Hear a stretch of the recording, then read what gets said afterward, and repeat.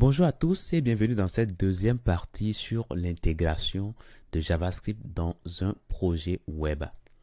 Tout à l'heure, nous avons vu une façon de faire et on avait dit qu'on pouvait directement intégrer le code dans une balise. Alors là, on l'a réalisé pour Button, mais notez qu'on pouvait le faire pour la balise P, qu'on pouvait le faire pour la balise H1.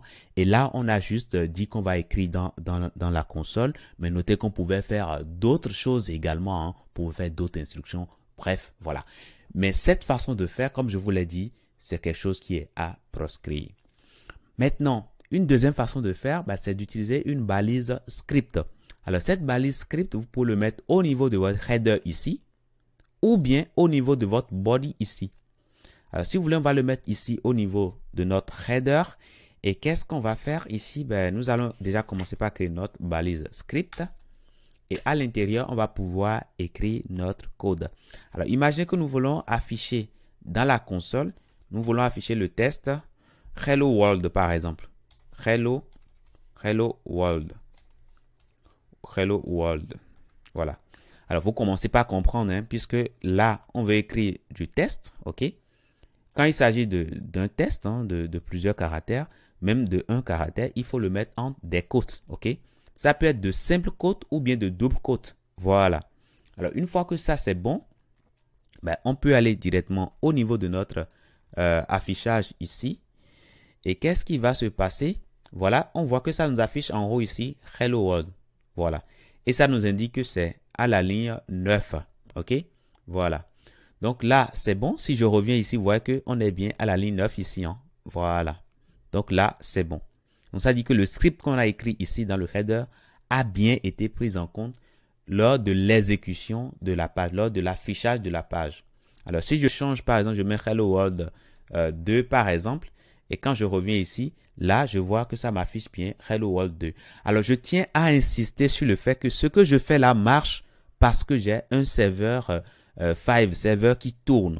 OK, donc la page est rechargée ici. La page ici est rechargée automatiquement lorsqu'il y a des changements qui sont opérés de ce côté ici. OK, et quand vous faites des changements, il faudra penser également à sauvegarder. Hein. Voilà, il faut penser à sauvegarder.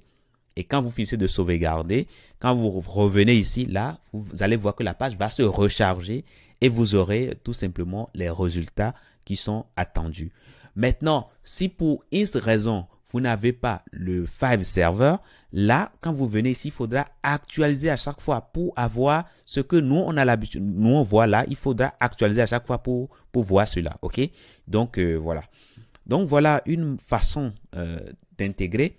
Mais cette balise script ici, ça peut rester dans le head, mais ça peut rester également dans le body. Ok, je le mets ici dans le body ici. Et allez, je change un peu. Je mets Hello World 6 par exemple. Et quand je reviens ici, qu'est-ce que je vois? Je vois que ça m'affiche ici Hello World 6. Voilà, ça dit que notre balise script, le contenu a bien été pris en compte. On peut également dire, on veut l'afficher. On veut l'afficher peut-être, disons, totalement ici, avant la fin de notre document. On peut le mettre là, tout simplement. Et quand je reviens ici, qu'est-ce que je vois? Je vois toujours Hello World 6. Alors, je vais changer un peu pour que vous puissiez me suivre. Je mets 9 là, OK? Quand je reviens là, qu'est-ce qui se passe? La page va se recharger. Je vais actualiser ici. Et là, c'est bon. Vous voyez, je vois maintenant Hello World 9. Voilà, OK? Donc, voilà une deuxième façon de faire. Alors, l'avantage que vous avez à procéder ainsi, c'est que vous pouvez regrouper déjà tout votre code JavaScript ici à l'intérieur de cette balise là. Et ce faisant, si demain il y a des modifications à faire, il y a de la maintenance à faire sur le site, vous savez où trouver tout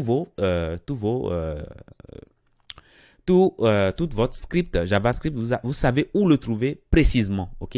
Voilà, ce n'est pas le cas quand vous mélangez tout. Parfois, vous allez vous perdre énormément, mais ici, vous savez que votre HTML est là.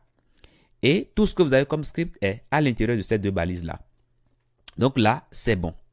Alors, cette façon de faire présente des avantages de séparation dont on a parlé là, mais ça présente également des inconvénients. Alors, quels sont les inconvénients? Imaginez que vous travaillez dans une équipe de développement. Dans l'équipe, il y a quelqu'un qui travaille sur le code HTML. Et vous, par exemple, vous travaillez sur le code JavaScript. Alors, comment est-ce que vous allez travailler comme ça dans le même fichier? Ce soit quasiment impossible, n'est-ce pas? Donc, c'est pourquoi il est recommandé d'écrire les scripts totalement à part. C'est-à-dire dans un fichier qui est totalement distinct, dans un fichier qui est distinct du fichier dans lequel on va l'utiliser. OK? Voilà. Et ce faisant, ben, ça peut faciliter énormément la tâche lorsque vous êtes à plusieurs à travailler sur un même projet. Donc, l'un va travailler sur un fichier spécifique, l'autre va travailler également sur un autre fichier spécifique. Et après, maintenant, ben, on fera la liaison tel qu'on le fait avec du CSS, OK, pour que tout puisse fonctionner. Et c'est ce que nous allons voir tout juste dans la prochaine partie. Je vous dis merci et à tout de suite.